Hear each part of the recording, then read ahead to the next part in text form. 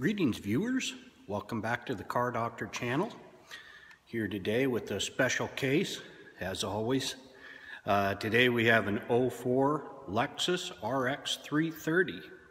Customer came in complaining that they were told they needed a front end alignment because another shop indicated they had some abnormal tire wear and on the front, and that it probably needed alignment. Well, I brought it in and immediately noticed that the left front tire had abnormal wear on the inside edge. It looked like a toe problem with the toe setting, and I was highly suspicious that there was like a worn tie rod end, inner end or outer end on this thing, causing a toe issue. So I brought it in and lifted it up and shook down the front end. There was no loose parts or anything. And then I got to doing a little more checking, and actually I found that the right rear tire also had some inside wear, and I picked up the rear and shook it down. I didn't find anything loose at all, but then I thought about the rear carriers on these, the axle carrier sub-assemblies. The bushings can loosen up in them, and they can kind of clunk around, and the first thing that people notice is a clunking noise in the rear. And the only way you can see that movement though is if you actually raise and support the rear suspension up under the control arms and you unload those so that the weight of the vehicle is resting on the lower control arms as if it were sitting on the ground, loaded with the suspension loading it.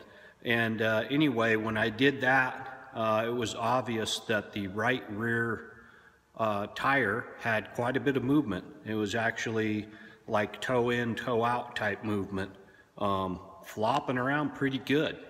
And as a matter of fact, they also had complained of a handling issue, especially during kind of a higher G-force, higher speed cornering maneuvering, where the vehicle would kind of sway and wander, so to speak.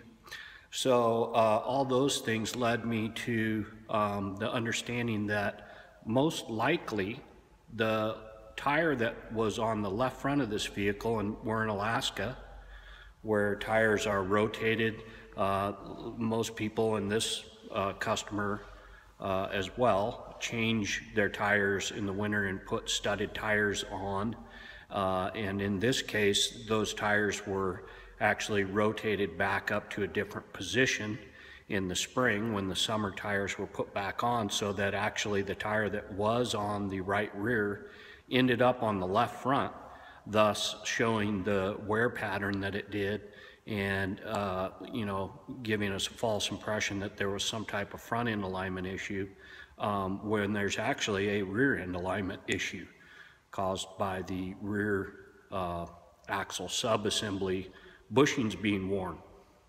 So pretty common problem, I guess. There's quite a few online threads about this particular issue.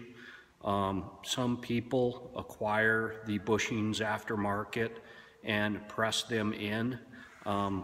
I've decided to just acquire the sub-assembly from Lexus and install it and replace the entire sub-assembly. I just don't like messing around with trying to support these knuckle assemblies in the press and try to figure out different ways of driving in and out the bushings and getting them at the proper depth and all that stuff. I think basically by the end of the day that the extra labor involved in doing that, from my perspective, is going to offset the price of a new part.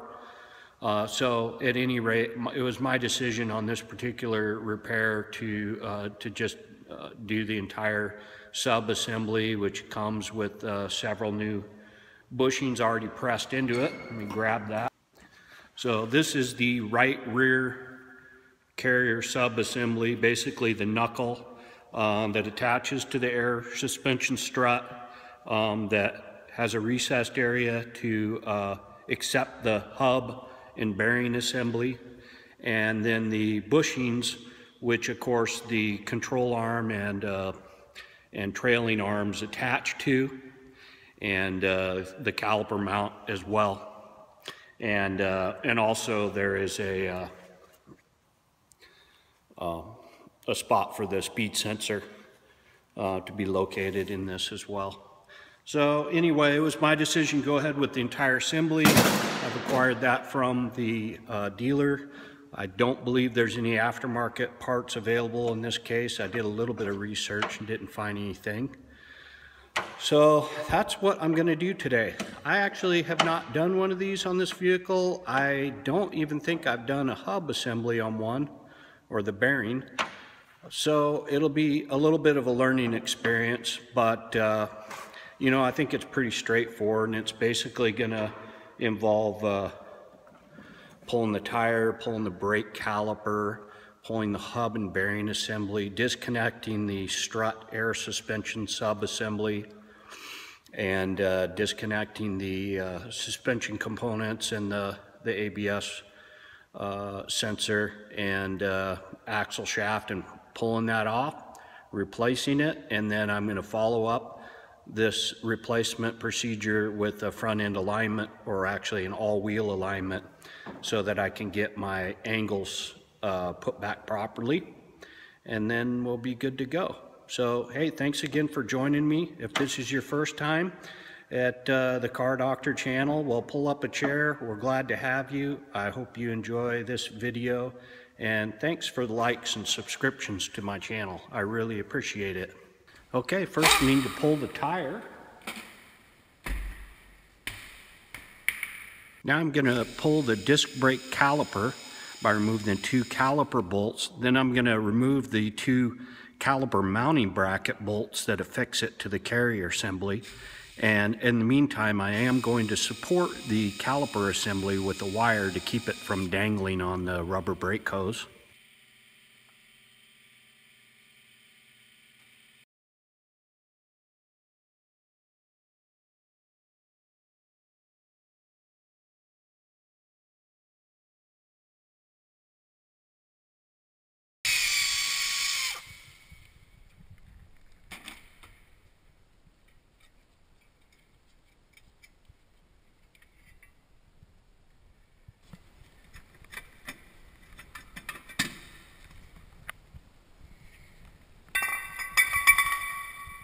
Now remove the axle hub nut, and by passing through the hub assembly, remove the 4 hub assembly retaining bolts.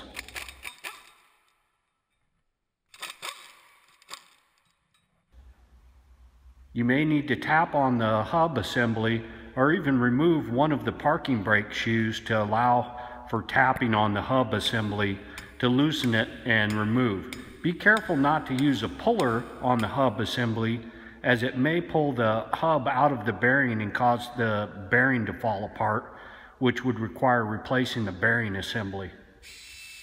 Once you've removed the hub assembly and backing plate, you want to remove the ABS wheel speed sensor by removing the 10mm retaining bolt.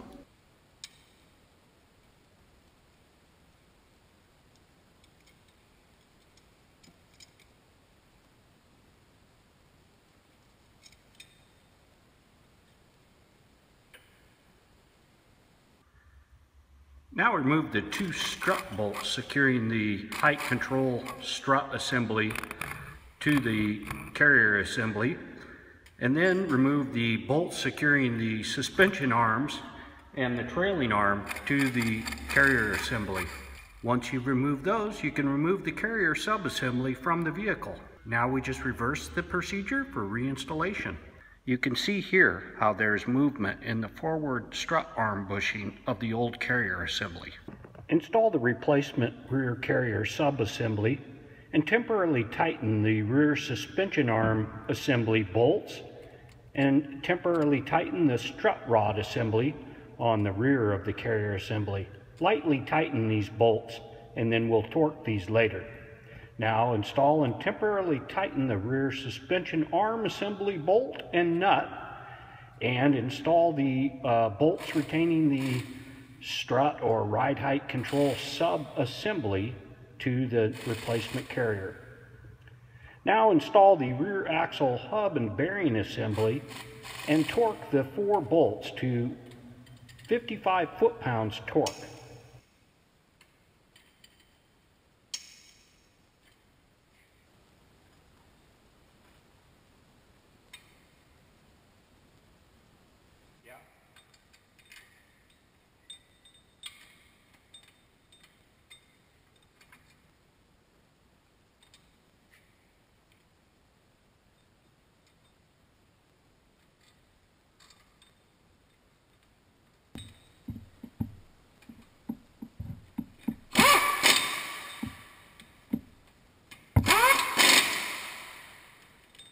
Inspect for bearing backlash and axle hub deviation.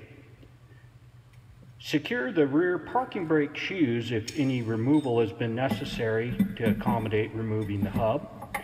And then install the rear rotor assembly. Now install the rear disc brake caliper mounting bracket and torque those bolts to 58 foot-pounds.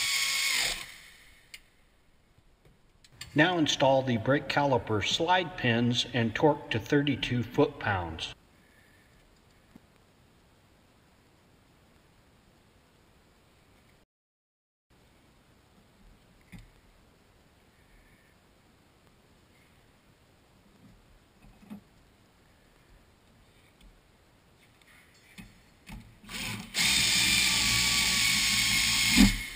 Install the rear axle shaft nut and preliminarily torque the nut. Install your wheel assembly and tighten the lug nuts to 76 foot-pounds and lower the vehicle. Now reaching through the wheel assembly, you can torque your axle nut to 217 foot-pounds. Once you've torqued the axle nut to 217 foot-pounds torque, use a chisel to bend the locking tab on the axle nut to engage in the locking portion of the axle shaft.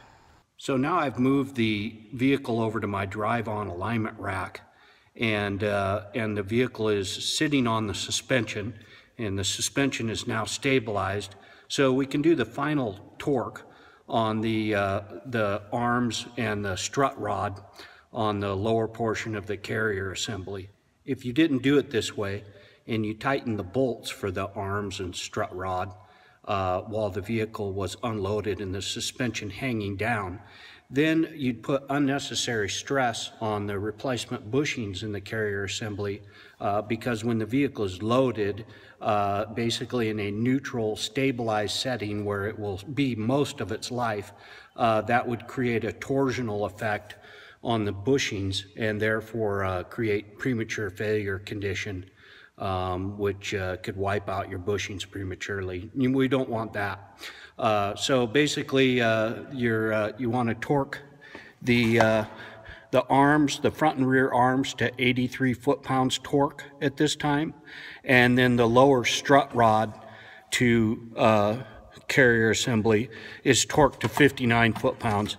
And again, like I always say, consult your repair manual for proper repair procedures on these, and your model may differ, and we want to make sure it gets done right and you're safe. So after I get done with that, I'm going to go ahead and do a four-wheel alignment. You definitely want to recheck your rear wheel alignment after a repair like this. We didn't disturb the eccentrics that adjust the rear alignment, and my assumption is it's probably a lot closer than it was when we had the worn part on there, since there was a considerable amount of movement, basically changing the toe and the camber of that wheel considerably, probably at least an inch or so in either direction beforehand. So it's going to be much better, but we want to make sure it's perfect before it leaves our shop, and we want to make sure and do it right. And then we can send this thing down the road, and we'll have a happy customer. I appreciate you stopping by the Car Doctor channel, and I wish you good luck with your repairs. Thanks for watching and have a good one.